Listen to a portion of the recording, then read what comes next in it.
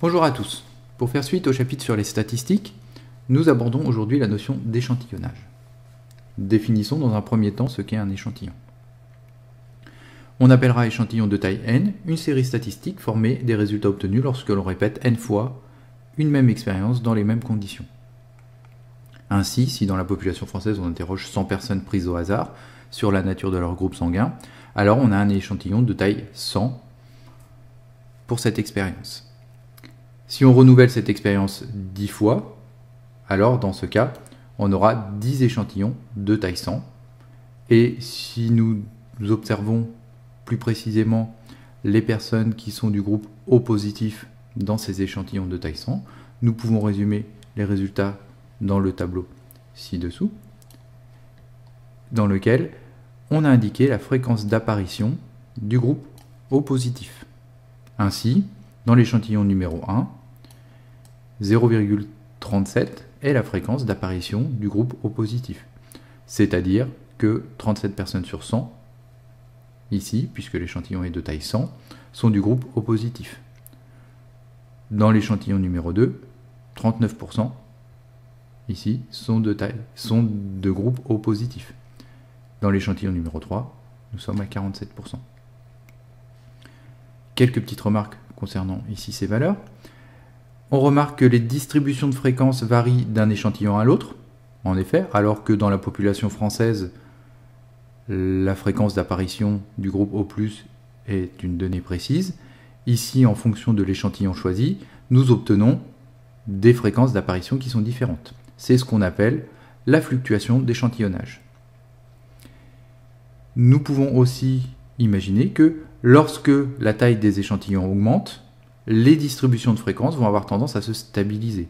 C'est-à-dire que plus l'échantillon sera important, plus on se rapprochera de la valeur de la fréquence d'apparition du groupe O positif dans la population française.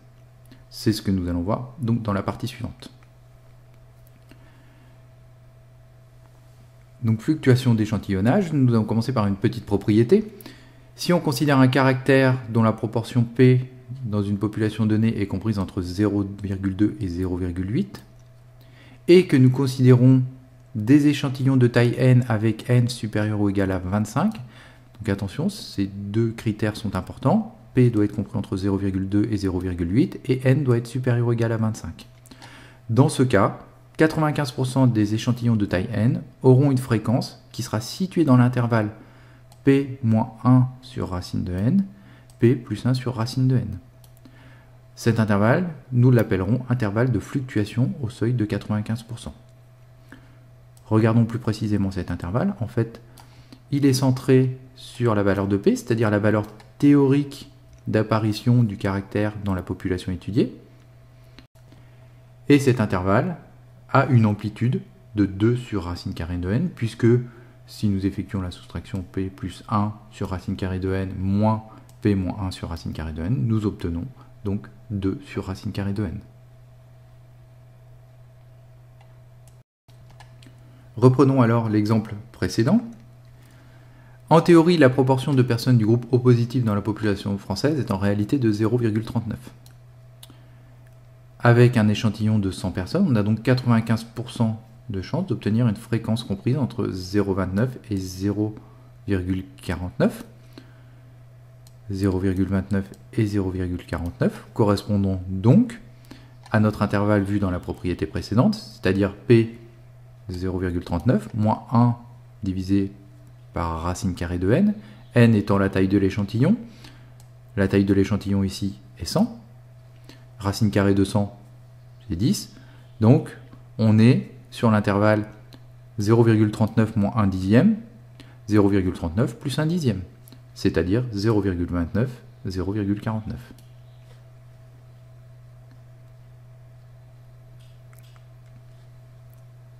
Voici maintenant une petite illustration de ce qu'il se passe si nous augmentons la taille de l'échantillon.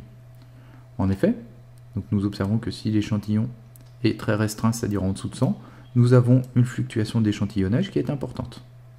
Et progressivement, plus nous augmentons la taille de l'échantillon, plus nous voyons que la valeur réelle va se stabiliser pour s'approcher progressivement de la valeur théorique qui est de 0,39.